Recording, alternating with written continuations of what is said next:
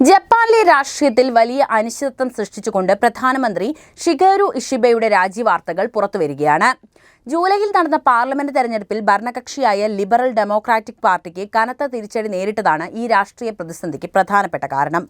പാർട്ടിക്കുള്ളിലെ ആഭ്യന്തര ഭിന്നതകൾ രൂക്ഷമാകുന്ന സാഹചര്യം ഒഴിവാക്കാനാണ് ഇഷിബ രാജിവെക്കാൻ തീരുമാനിച്ചത് എന്നാണ് റിപ്പോർട്ടുകൾ സൂചിപ്പിക്കുന്നത്. ജപ്പാനിൽ നിലവിൽ നടക്കുന്നത് ഒരു രാഷ്ട്രീയ പ്രതിസന്ധി തന്നെയാണ്. പ്രധാനമന്ത്രി ഷിഗേറു ഇഷിബയുടെ രാജി ഭരണകക്ഷിയായ ലിബറൽ ഡെമോക്രാറ്റിക് പാർട്ടിക്കുള്ളിലെ ആഭ്യന്തര പ്രശ്നങ്ങളെയും പൊതുജന പിന്തുണയിലുണ്ടായ ഇടിവിനെയും തുടർന്നുള്ള ഒരു രാഷ്ട്രീയ അനിശ്ചിതത്വമാണ് ചൂണ്ടിക്കാണിക്കുന്നത്. ജപ്പാൻ ഇപ്പോൾ ഒരു പ്രധാന രാഷ്ട്രീയ പ്രതിസന്ധിയിലൂടെയാണ് കടന്നുപോകുന്നത് എന്ന കാര്യം മനസ്സിലായി കാണുമല്ലോ. പ്രധാനമന്ത്രി ഷിഗേറു ഇഷിബയുടെ രാജി രാജ്യത്തിന്റെ രാഷ്ട്രീയ ഭാവിയെക്കുറിച്ചുള്ള നിരവധി ചോദ്യങ്ങൾ ഉയർത്തിയിരിക്കുകയാണ്. ജൂലൈയിൽ നടന്ന പാർലമെന്റ് തെരഞ്ഞെടുപ്പിൽ ഭരണകക്ഷിയായ ലിബറൽ ഡെമോക്രാറ്റിക് പാർട്ടിക്ക് വലിയ തിരിച്ചടി നേരിട്ടതാണ് ഈ പ്രതിസന്ധിയുടെ മൂലകാരണം. എന്താണ് സംഭവിച്ചതെന്ന് നോക്കാം. ജൂലൈയിൽ നടന്ന തെരഞ്ഞെടുപ്പിൽ NDPക്ക് ഭൂരിപക്ഷം നഷ്ടപ്പെട്ടു. ഇത് ഷിഗേറു ഇഷിബയുടെ ഭരണത്തിന് വലിയൊരു വെല്ലുവിളിയാണ് സൃഷ്ടിച്ചത്. തെരഞ്ഞെടുപ്പ് തോൽവിയുടെ ഉത്തരവാദിത്തം ഏറ്റെടുത്താണ് ഇഷിബ രാജിവെക്കാൻ തീരുമാനിച്ചതുപോലും. പാർട്ടിക്കുള്ളിലെ ആഭ്യന്തര ഭിന്നതകളും അദ്ദേഹത്തിനെതിരായ വിമർശനങ്ങളും രൂക്ഷമാകുന്ന സാഹചര്യത്തിൽ കൂടുതൽ രാഷ്ട്രീയ പ്രതിസന്ധികൾ ഒഴിവാക്കാൻ അദ്ദേഹത്തിന്റെ രാജി അനിവാര്യമായി തീരുകയാണ്. ഇഷിബയുടെ രാജിക്ക് പിന്നിൽ അദ്ദേഹത്തിന്റെ വ്യക്തിപരമായ നിലപാടുകളേക്കാൾ പാർട്ടിയുടെ പൊതുജന സമ്മതിയിലുണ്ടായ ഇടിവാണ് പ്രധാന ഘടകം. മുൻ പ്രധാനമന്ത്രി ഷിൻസോ ആബെയുടെ കൊലപാതകത്തിന് പിന്നാലെ രാഷ്ട്രീയ നേതാക്കൾക്ക് യൂണിഫിക്കേഷൻ ചർച്ചകളുമായി ഉണ്ടായിരുന്ന ബന്ധം പുറത്തുവന്നത് LDPയുടെ പ്രതിച്ഛായയ്ക്ക് വലിയ കോട്ടമാണ് വരുത്തിയത്. ഇഷിബയുടെ രാജിക്ക് ശേഷം LDP പുതിയൊരു നേതാവിനെ തിരഞ്ഞെടുക്കേണ്ടതുണ്ട് എന്ന തീരുമാനത്തിലേക്കെത്തി. ഇത് പാർട്ടിക്കുള്ളിൽ പുതിയൊരു അധികാര പോരാട്ടത്തിലാണ് വഴിവെച്ചത്. മുൻ പ്രധാനമന്ത്രി ഫ്യൂമിയോ കിഷിഡ, പ്രതിരോധ മന്ത്രി തോഷിറോ ഒനോക്കി തുടങ്ങിയവരുടെ പേരുകൾ പുതിയ പ്രധാനമന്ത്രി സ്ഥാനത്തേക്ക് പരിഗണിക്കുന്നുണ്ട്. പുതിയ പ്രധാനമന്ത്രിക്ക് പാർലമെന്റിൽ ഭൂരിപക്ഷം തെളിയിക്കേണ്ടതും അത്യാവശ്യമാണ്. പുതിയ പ്രധാനമന്ത്രിയെ തിരഞ്ഞെടുക്കുന്നത് ജപ്പാന്റെ രാഷ്ട്രീയ ഭാവിയെ സംബന്ധിച്ച് വളരെ നിർണായകരമാണ്. അടുത്ത പ്രധാനമന്ത്രിക്ക് രാജ്യത്തിന്റെ സാമ്പത്തിക, സാമൂഹിക വെല്ലുവിളികളെ നേരിടേണ്ടതായി വരും. അതോടൊപ്പം പാർട്ടിക്കുള്ളിലെ ഭിന്നതകൾ പരിഹരിച്ച് ഒരുമിച്ച് മുന്നോട്ട് കൊണ്ടുപോകേണ്ട ഉത്തരവാദിത്തവും അദ്ദേഹത്തിനുണ്ടാകും. ഈ രാഷ്ട്രീയ അനിശ്ചിതത്വം ജപ്പാന്റെ വിദേശ നയത്തെയും സാമ്പത്തിക നയങ്ങളെയും ബാധിക്കാൻ സാധ്യതയുണ്ട്. പുതിയ സർക്കാർ വരുമ്പോൾ നിലവിലുള്ള നയങ്ങളിൽ മാറ്റം വരുത്താനുള്ള സാധ്യതയുമേറെയാണ്.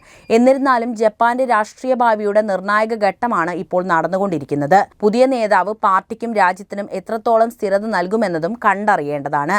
ഈ രാജി പ്രഖ്യാപനം വർഷങ്ങളായി ജപ്പാൻ ഭരിക്കുന്ന LDPക്ക് ഭൂരിപക്ഷം നഷ്ടമായ തെരഞ്ഞെടുപ്പ് പരാജയത്തിന്റെ ഉത്തരവാദിത്തം ഏറ്റെടുക്കേണ്ടി വന്നതിന്റെ സൂചനയാണ് നൽകുന്നത്. LDPയിലെ വലതുപക്ഷ വിഭാഗങ്ങൾ ഇഷിബയുടെ രാജി ആവശ്യപ്പെട്ട് ശക്തമായ സമ്മർദ്ദം ചെലുത്തിയിരുന്നു. ഔദ്യോഗിക പ്രഖ്യാപനങ്ങൾ പുറത്തു വന്നിട്ടില്ലെങ്കിലും ഈ തീരുമാനം ജപ്പാന്റെ രാഷ്ട്രീയ ഭാവിയിൽ വലിയ മാറ്റങ്ങൾക്ക് വഴിവെച്ചേക്കാം. തെരഞ്ഞെടുപ്പ് പരാജയത്തിന്റെ ഉത്തരവാദിത്തമാണ് അദ്ദേഹം ഏറ്റെടുത്തിരിക്കുന്നത്. ആ വിഷയത്തിലേക്ക് വരാം.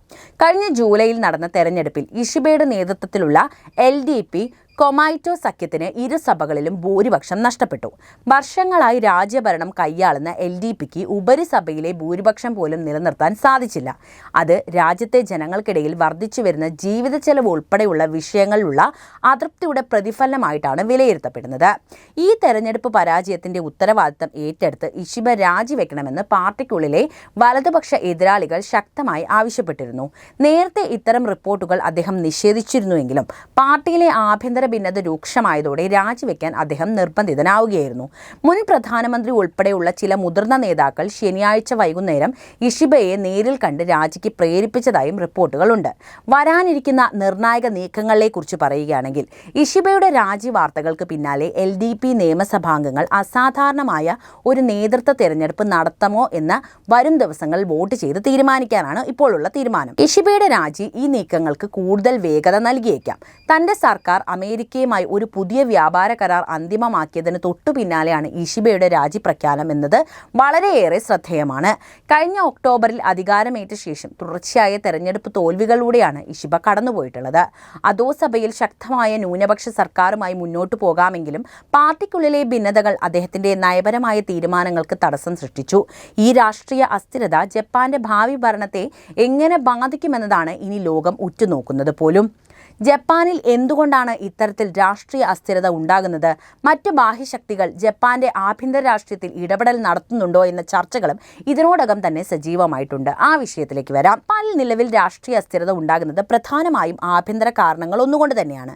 മുൻ പ്രധാനമന്ത്രി ഷിൻസോ ആബെയുടെ കൊലപാതകത്തെ തുടർന്ന് പുറത്തുവന്ന അഴിമതി ആരോപണങ്ങളും ഭരണകക്ഷിയായ ലിബറൽ ഡെമോക്രാറ്റിക് പാർട്ടിക്ക് ജനപിന്തുണ നഷ്ടപ്പെട്ടതുമാണ് ഇതിന് പിന്നിലെ പ്രധാനപ്പെട്ട കാരണങ്ങൾ. ജപ്പാൻ സ്ഥിരതയുള്ള ഒരു ജനാധിപത്യ രാജ്യമായിട്ടാണ് പൊതുവെ അറിയപ്പെടുന്നത്. എന്നാൽ കഴിഞ്ഞ കുറച്ച് വർഷങ്ങളെ അവിടെ രാഷ്ട്രീയ അനിശ്ചിതത്വങ്ങൾ വർദ്ധിച്ചു വരുന്ന ഒരു സാഹചര്യമാണുള്ളത്. ഇതിന് പ്രധാനമായും രണ്ട് കാരണങ്ങളാണ് നമുക്ക് മനസ്സിലാക്കാനുള്ളത്. ഒന്ന് ആഭ്യന്തര രാഷ്ട്രീയ പ്രശ്നങ്ങളും മറ്റേത് വിദേശ ഇടപെടലുകളെക്കുറിച്ചുള്ള ആശങ്കകളുമാണ്. ആഭ്യന്തര പ്രശ്നങ്ങളിലേക്ക് വരികയാണെങ്കിൽ ഷിൻസോ ആബെയുടെ കൊലപാതകവും യൂണിഫിക്കേഷൻ ചർച്ചകളുമായിട്ടുള്ള ബന്ധവും തന്നെയാണ് അതിൽ സംസാരിക്കേണ്ടതുള്ളത്.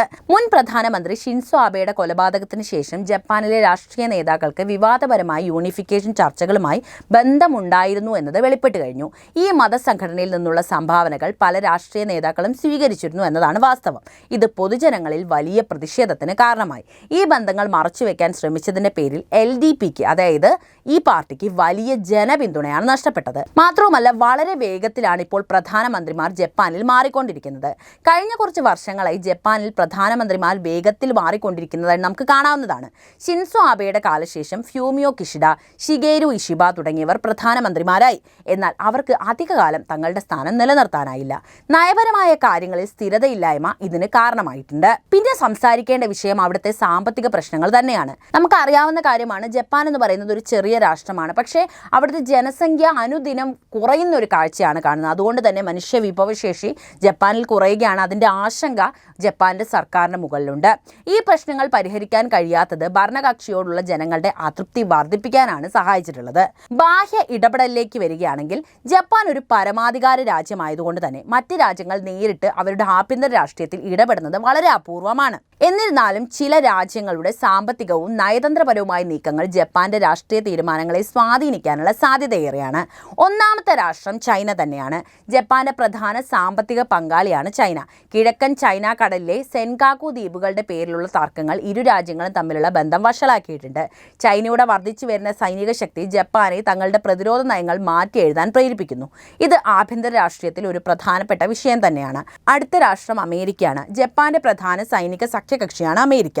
ജപ്പാനിൽ അമേരിക്കൻ സൈനിക താവളങ്ങൾ ഇപ്പോഴുമുണ്ട്.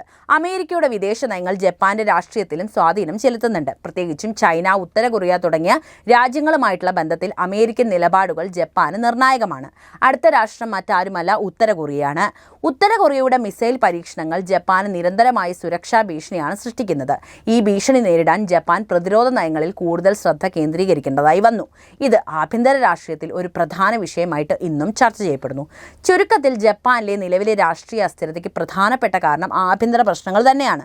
ഷിൻസോ ആബെയുടെ കൊലപാതകത്തിന് ശേഷമുണ്ടായ വിവാദങ്ങളും സാമ്പത്തിക പ്രശ്നങ്ങളും ഭരണകക്ഷിയുടെ ജനപിന്തുണ കാര്യമായിട്ട് കുറച്ചു.